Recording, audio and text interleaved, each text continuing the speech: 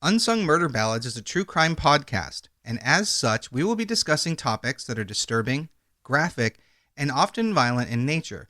So this is not for children under the age of 13. But you know this because you did start playing this episode. So here are some things you might not know about us. We are going to be critical of mistakes made by both criminals and law enforcement. We're going to express our views on things that you might not always agree with. We will occasionally go on an off-topic tangent. And we're going to use dark humor to express ourselves now and then. So if you're easily triggered, this might not be the podcast for you.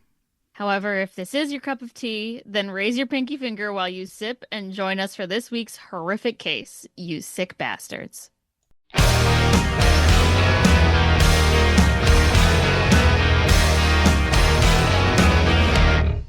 Hey everybody, welcome back to Unsung Murder Ballads. This is episode 164. I am Janus Dead. And I'm Joyous Dead. Alrighty, so today we have a brand new episode, not another revisited episode, I promise. Well, you could do a revisited, and with my memory of a squirrel, I would probably react just as I did the first time. You know what, you might. Yeah, that'd be really, again, we've said it 100 times. I think I should test that theory, but not right away. Yeah, not when we've just talked about it. You got to sneak it up on me. Exactly. Although we did get a message from a listener, I think her name was Christina, asking why we had taken down the older ones and we're redoing these newer ones. And I did explain to her in the message that it's because we didn't really like the way they ended up now looking back. So, yeah, it is what it is. But that's why we're doing it, because we just feel we've grown since then, if that makes sense. Yeah, we didn't really hit our stride yet. Right. And even I think the earliest one that's up there right now is the Beaumont children, the kids that disappeared from the beach in Australia. Mm-hmm. And even that one, I re-listened to it and I was like, this is kind of boring, but I still feel like that one was better than the ones that came before it. We can leave it up. Yeah, we'll leave that one up, at least for now, until I feel like it could be improved upon. All right. But after that one, we have the one with the nun, like the nun that went missing from the high school. Oh, yeah. And to me, that one was still good. I think that was our first real solid move, you know? Yeah. That one was Hey, maybe I do remember things. I remember that one. Right. And then the one after that I still thought was really strong was the guy on the bus with the two Canadians. Yeah. So those I think were still solid. So I don't feel like we need to keep going after those. I think we'd hit like you said, we hit our stride. Yeah. You know what it is? I couldn't name a single one of anyone's names in any case, but I think I do remember like the story. That, you know what, I agree with you, because I'm looking at the chart now in front of me, but if you had said to me, "Oh, Vincent Lee and Tim McLean," I'd have been like, "Who?" You know, but then once you say the Greyhound bus, I'm like, "Oh yeah, right, in Canada." Yeah, I'm with you on that. Yeah. Some names I'll definitely recognize, but those two I think I wouldn't have remembered. But the case, that was a crazy case. Yeah, that one was wild. This one, all right, this one's not as crazy as that. I can promise you that, but this one's okay. This one's fucked. And I definitely wanted to do this. I was going to save it for a Christmas episode because it happens on Christmas, but I decided not to. We don't need to ruin Christmas with real Christmas stories that are bad. Not every year, no. No. We did it the first two, I think. We didn't do it this past year, but we'll just ruin your St. Patty's Day. There you go. Is that when this is going to come out? I don't even know. That's so maybe funny. The week before. We'll see. I have no idea. I don't pay attention to all the holidays, sadly. All right. Fair enough. Let's dive in. So on Christmas Day 2006 in Glendale, Arizona, families across the city and across the world, I'm sure, were spending that time together. Father and husband Don Waller was looking forward to Christmas dinner because his children always came over for that. However, when dinner started and his 18-year-old son Ryan didn't show up, he was a little confused. So the family started calling Ryan, but he didn't answer. And this obviously created some concern, especially as the night kept going on and they didn't hear back from Ryan. Right. Well, as any dutiful father would, Don decided to go to his son's apartment in Phoenix late on Christmas night. On the way, he also decided that maybe he should call the police and have them conduct a wellness check in his son's apartment. These are all smart things. These are right courses of action here. And not only that, but like just having the wherewithal to think maybe I shouldn't enter the apartment without some kind of witness. You know what I mean? Like it's a Mm-hmm. good way to go. So while Dawn waited outside, the police arrived and they knocked on Ryan's door, but no one answered. They announced themselves and knocked again. And this time, they heard the deadbolt unlock. On the other Oh, on the other side of that door stood Ryan Waller himself. He was oh, okay. he was alive, and he had a large, dark, and very noticeable bruise over one eye. To emphasize the point on this, his eye was completely swollen shut, Oh my. so much so that they couldn't even see his eyeball. Ryan also had scratches and bruises on his face. So police ask him, are you Ryan Waller? But Ryan doesn't answer them. He just stares at them. Weird. So they told him they were there to conduct a wellness check because he had missed his family's Christmas dinner and everybody was worried. But once again, Ryan doesn't respond. He's just staring. Weird. So they asked him what happened to his eye, and still no response. Are we brain injured or are we killed someone We'll get to it. and they fought back?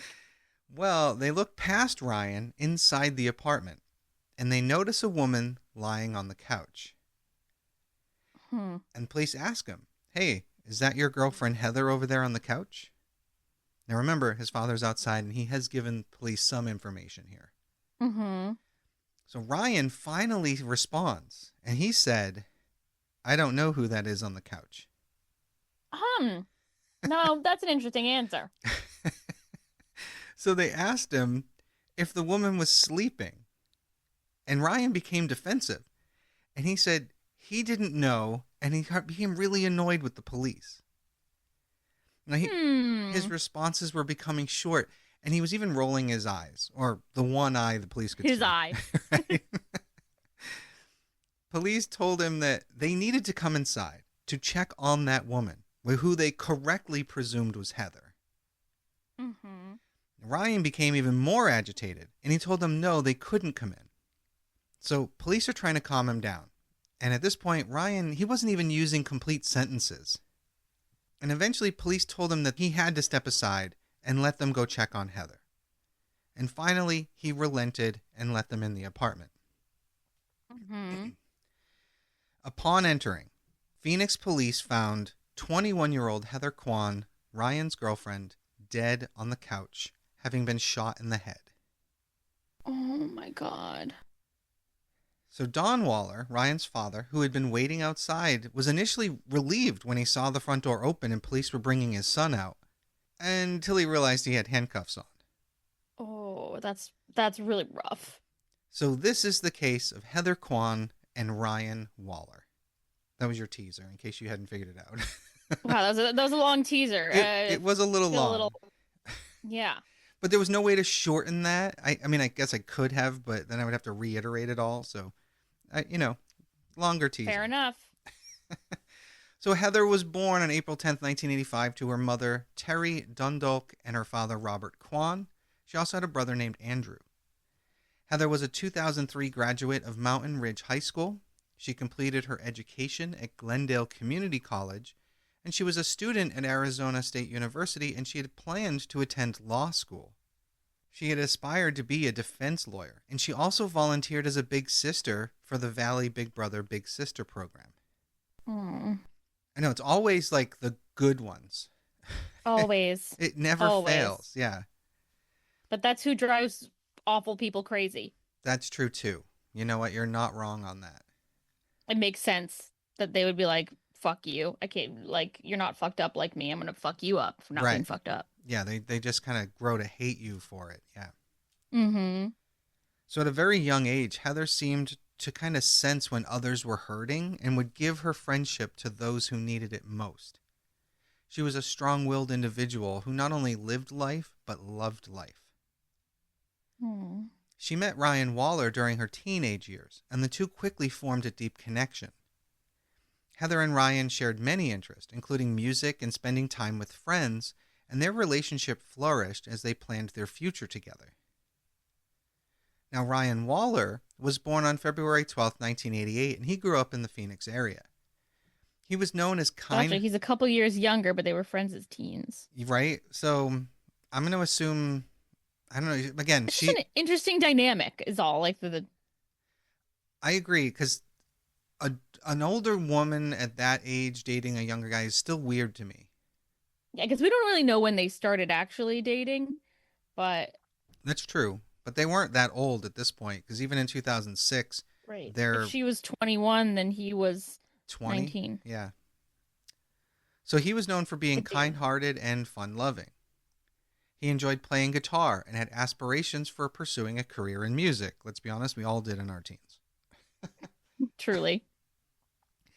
Now, I did try finding more information on their personal relationship, but sadly, there's not a whole lot out there.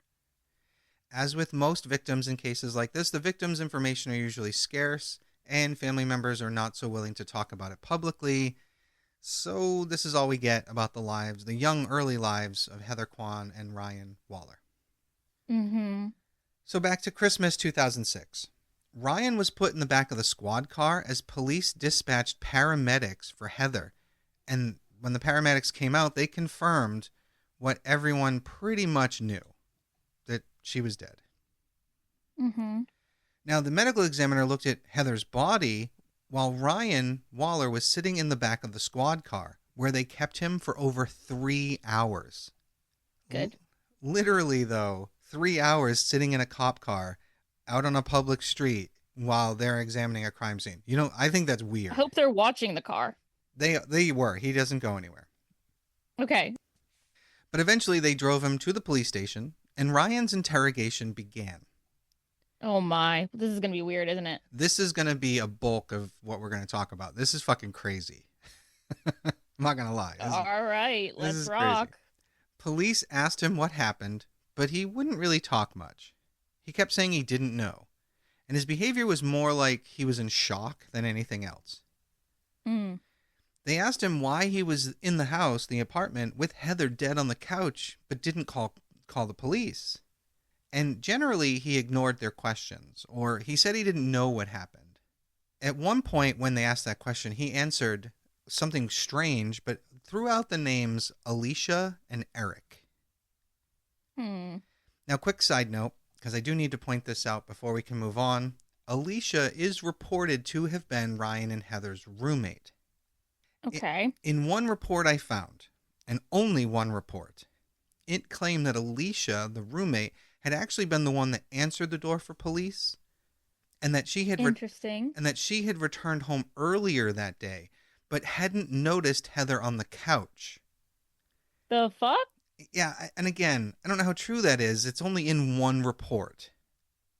I mean, we don't know what the layout of the apartment was. It could have been like I'm coming home to crash. I don't know. Yeah, who knows? So it could be true, but everything else I saw doesn't really mention that she was the one that opened the door, or that she was in the apartment and didn't notice Heather. But who knows? Because like you said, she could Right. easily... If we're saying the couch is visible from the door, I don't know. That's weird. If she opened it and she didn't see it, It's weird. really weird. And to be fair, this is the only time her name really plays into anything. Gotcha. Okay, but I do need to address the elephant in the room with that one. And Okay, fair. And I think Eric is her boyfriend, but I don't know. Gotcha. Okay. So, police quickly assumed that Ryan and Heather had gotten into a fight that morning and had escalated to him shooting her. Now, there is a lot of footage of Ryan Waller's questioning by police. There's a lot of it. And going through it all was just gave me a headache, to be honest. But here we are. You had to do it for the highlight reel for us. I did. And in this We appreciate you for it. yeah, believe me, you wouldn't want to watch it all. It was brutal. No thanks. But in this, Ryan is initially alone in the interrogation room, and they had changed his clothes into a white jumpsuit. He was handcuffed to the table by one arm, and he very noticeably has that large dark bruise under one of his eyes. I mean, and to be honest, it is so large you can even tell how swollen shut it is from the low quality camera footage. Damn. It's bad. So They should, in theory, have him medically examined too, right? they should, yes. But we'll get there. Hmm. You can see how uncomfortable Ryan is. He's agitated, and he occasionally lets out these weird moans. He Mm. also stands up and sits back down multiple times. And eventually, a detective comes into the room, and they start taking some pictures of him. And he says to them, "I just want to go home." And Hmm. the officer responds with, "You're not going to go home." Now, Yep. what's weird is Ryan is cooperating as he's told to turn to the side for the photos, but he just continues to say, "I just want to go home and I just want to go to sleep." Well, he probably got. I think he's got a concussion. I'm not saying anything, but yeah, you're probably right. I've been saying brain injury from the start, but maybe it's just a concussion, in which case he shouldn't go to sleep. Agreed. Another detective came in and he started the interrogation, and he asked Ryan if he knew why he was there being questioned. And Ryan said no, but he's fidgety and he's clearly distressed. Yep. He literally can't stop moving around, kind of adjusting, and he's annoyed to be sitting there being questioned.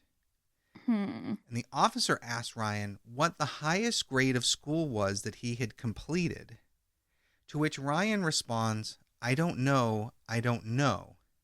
But Hmm. but after the question is repeated, he says the 8th grade, which wasn't Oh, true. Which wasn't true. He had graduated high school. weird. Yeah, very weird. So the detectives asked at Ryan if he had a girlfriend, and he just sits there and doesn't respond. Hmm. He is then asked if he knows Heather, because Heather is the woman on the couch. But as Ryan doesn't answer, the detective clearly becomes annoyed with him because, he's like Mm-hmm. ignoring him. And he asks again, "Do you know Heather?" And all he gets out of Ryan is a mm-hmm. And he's like, "Okay, well, what's Heather's last name?" And just says like, "What in the world is going on?" he says. And the cop's like, "Okay, well, what's the last name?" And Ryan's like, "I don't know her last name." So the detectives are like asking themselves, like, why is he lying about the most simple things? Like, you can see the confusion. Right, but it's like, look at his eyeball. He's probably not right in the head right now. Right? So they know he knows Heather. So they're like, why won't he just tell us her last name? And Ryan is acting like he barely knows Heather, even though like this is the woman they found murdered on his couch. One thing that really bothered detectives was that he's basically pretending that he doesn't even care, or he's not even trying to pretend that he cares. So the I can detective, see that being irritating, but yeah, you're dealing with a deeply disturbed person either way. so the detectives then asked how old Heather was, and Ryan answers 16 or 17. But they already know she's 21 years old. Hmm. So the detectives asked more questions about Heather, but a majority of those answers from Ryan were, "I don't know," or sentences that didn't make a lot of sense. So eventually, detectives asked Ryan what happened to his face. And he said, "I don't know. I think it was Heather." Huh. So they said, "Well, why would Heather hit you?" And he says, "I don't know. That's an accident. I forgot why." Hmm. Yeah, he's got a brain injury, guys. Pack it up. Like, I wish you were you in can't that really ask these room. questions right now. I wish you were in that room, but unfortunately, you were not. Yup. So the police ask him, "Well, what was an accident?" And for a while after this, Ryan just continued to behave in an agitated manner, and a lot of what he said didn't make any kind of sense. And then he starts raising his voice, and he's like, "I don't know, I don't know." And he's acting really annoyed. So, despite the confusion, the randomness, and the irritation in Ryan's voice, the detectives just kept asking him about his injury. And his answers only get worse from there. Like, he's just being really random. Don't they know when to stop? Aren't they trained on this? They should be. Certainly better than this. Ugh, disappointing as always. So Ryan eventually tells him that Heather hit him with her hand, and then when he was asked why, he replied that she was helping Christina with her head doing her hair. Hmm. Almost a direct quote, by the way. And Huh. and the detectives were like, "Ryan, who's Christina?"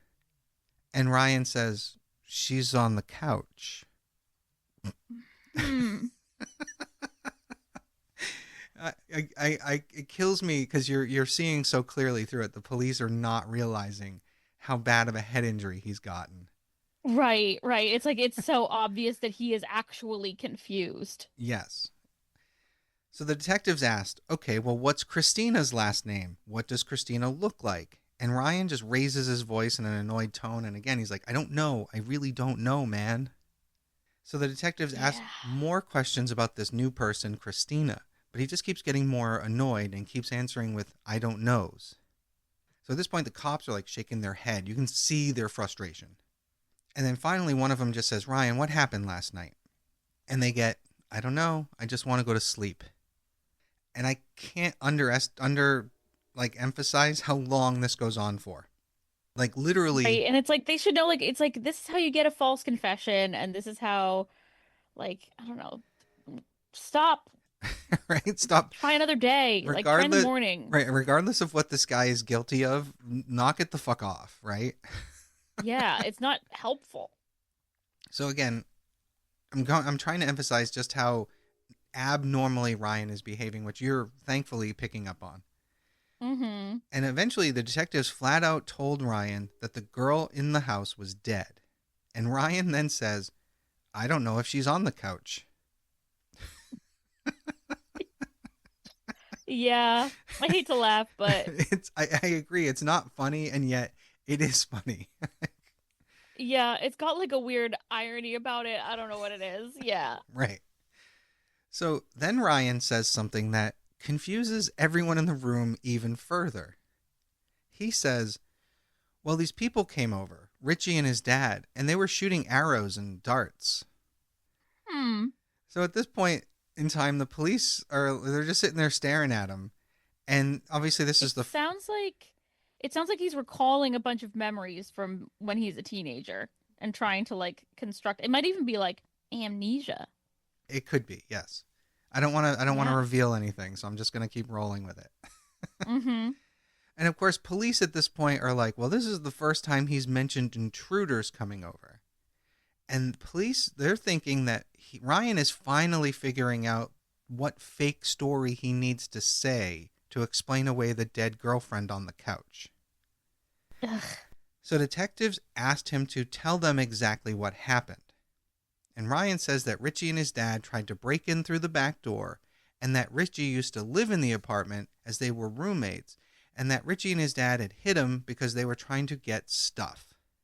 Hmm. So the detectives then asked, well, why did they do this with a bow and arrow? And Ryan says that they had revolvers, but they didn't let off any shells. Huh. So the detectives reminded Ryan that he had said something about bows and arrows. And Ryan says, no, that's not what I meant. They had revolvers. I meant they had revolvers. So, Yeah. This is loaded. Like, come on, guys. yeah, this is rough. I told you this is a bulk of it, is the torture of this interrogation. Mm-hmm. So the detectives then asked, okay, what happened next? And Ryan says, well, they shot both of us. And then they asked him, like, oh, they shot you both with revolvers. And Ryan says, yeah, they shot me in the eye. They had revolvers. And then the detective says, did you shoot Heather? And Ryan was like, no, I didn't shoot Heather. So this goes back and forth for a little bit. And finally, one of the officers says to Ryan, if they shot you in the eye with a revolver, you wouldn't be talking to me right now. And Ryan says, well, how do you know? And Huh. the officer says back, because you'd be dead. And Ryan says back to him, well, I thought that too. Huh.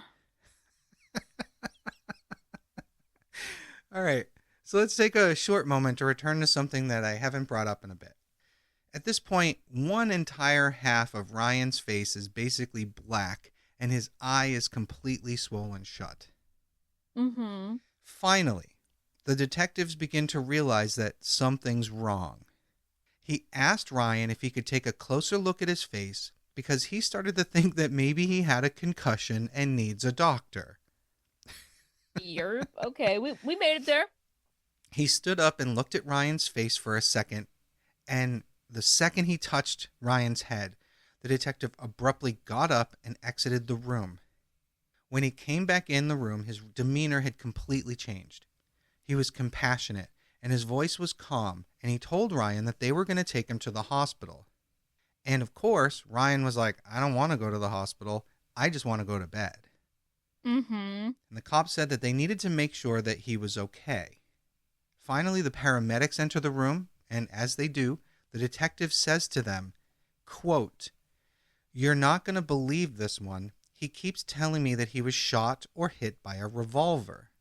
And then the detective pointed to Ryan's face and whispered, quote, "I think these wounds right here near the nose is a gunshot entrance that passed through his nose and went into his eye," unquote. Wait, the cop said that or the paramedic? The cop said that. Huh. So Ryan had occasionally become lucid enough to be telling the truth. Ryan Waller had been shot in the face. There was a bullet lodged in his head, and this caused him Whoa. to become disoriented. He wandered around his apartment holding on to life until the police showed up and arrested him. Whoa. Fucking crazy. Yeah. They then held Ryan in the back seat of that cop car for hours and then demanded that he talk to them during this interrogation, all the while treating him like a criminal before actually getting him any medical attention. Yup. So while Ryan was in the back of that cop car, they never once stopped to make sure that he was okay. And even though half his face was black and you couldn't even see his eye because it was so swollen, they held him for roughly 6 hours with a bullet in his brain. That's nuts. That's nuts. Literally, he's not even speaking coherent sentences, but they're going to keep interrogating him. Right. And they're never going to think about the fact that his face is so bruised. Like, it's really hard to bruise a face the way that you're describing. Like, it takes a lot. Right. So 6 hours, during which he was experiencing worsening brain damage and he could have been receiving surgery for his active injuries. And at this point now, the police department, they're hoping none of this is true. They're hoping it isn't a bullet, because if so, they've basically neglected a victim for hours. Yeah, not a good look. Ryan was taken to the hospital, and doctors determined that he had life-threatening injuries and he was put in critical condition. Police then finally went back to Ryan's apartment and actually did some police work. Amazing. Incredible. In doing so, they learned who his former roommate was and tracked down Richie. Wow. Yeah. So basically on December 23rd, a couple days before Christmas 2006, Ryan and Heather were spending a night in together eating pizza when they heard a knock at the door. Now, some sources say that Richie and Ryan had gotten into a fight previously when they had lived together, that it possibly involved guns, and Richie had come back that night for revenge. Richie and his father, Larry, ambushed Ryan and Heather. Oh my God. Ryan fought back, trying to force the door closed when he realized it was them, but Richie had gotten his arm through the door and shot Ryan in the face twice. Wow. The first bullet was the one that the detective finally noticed, and the other one actually skimmed the side of his head, taking a piece of his skull and then exiting. Actually insane the detectives didn't notice this. Fucking morons. Literally. Ryan fell to the floor, and Richie and Larry just pushed their way in, and they assumed he was dead because they shot him in the head. And they reportedly walked over to Heather, who was on the couch, and they shot her because she was a witness. Who the fuck are these people? What the fuck? Well, they took some weapons and a computer from the house, and they left thinking they were both dead.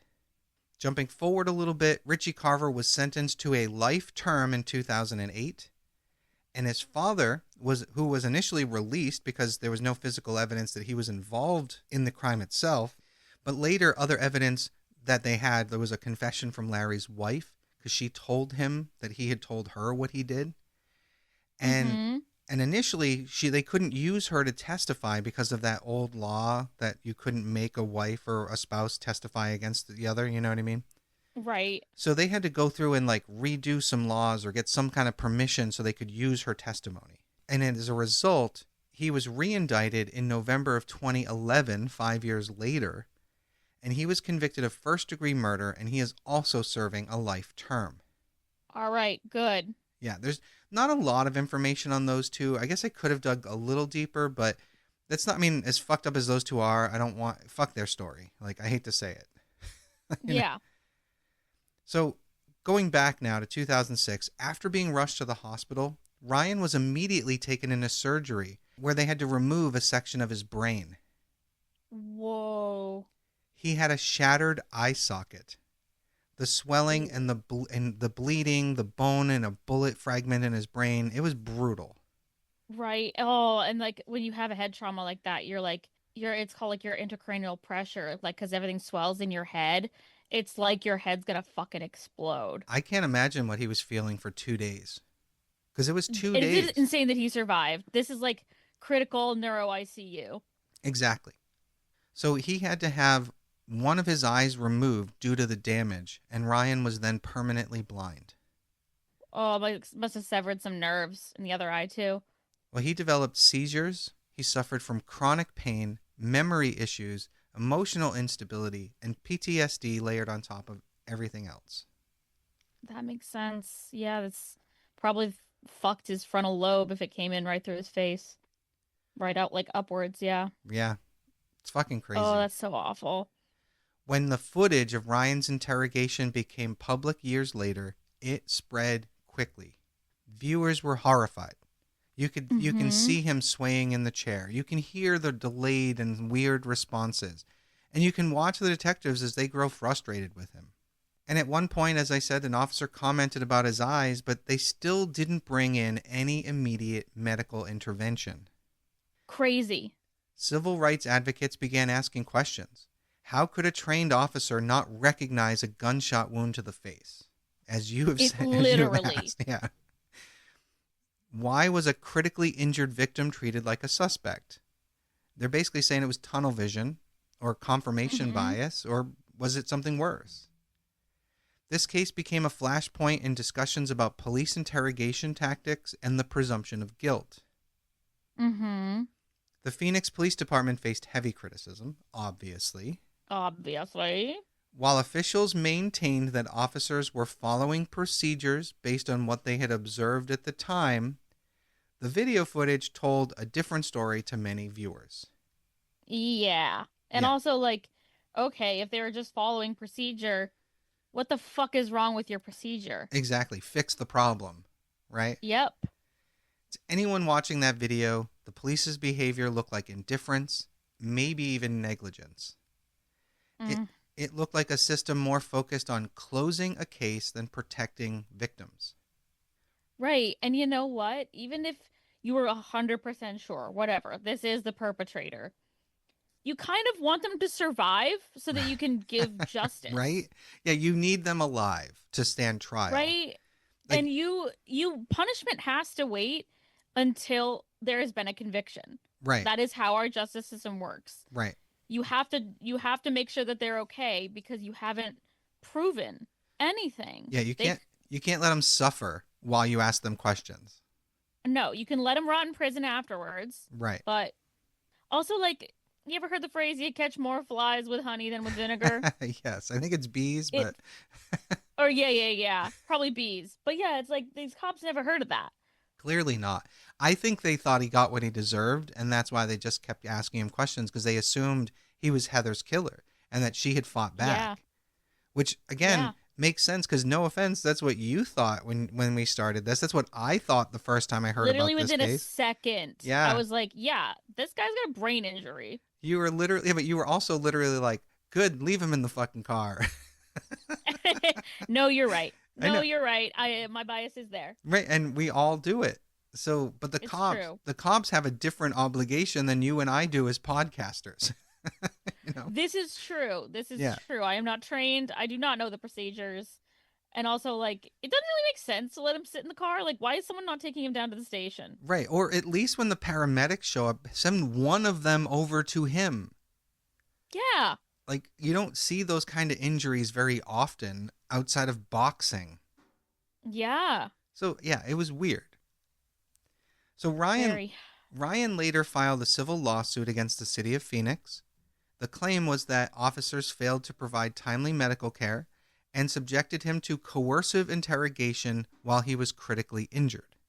In 2013, the case was settled, and the city of Phoenix agreed to pay Ryan a settlement reported to be around $200,000, which I don't think Are you that's enough. kidding me? No. That wouldn't pay his hospital bills. Well, presumably, I think they would have to cover the bills. This is outside of that, but who knows? I don't know how it works. Right? That's nothing for like Being someone blind for being the rest of your permanently life? disabled. Yeah. Right? Now, Ryan's life after the injury had remained private, and out of respect for him and his family, we don't dig too deep. But Ryan passed away at the age of 28 on January 21st, 2016, due to a seizure caused by these injuries.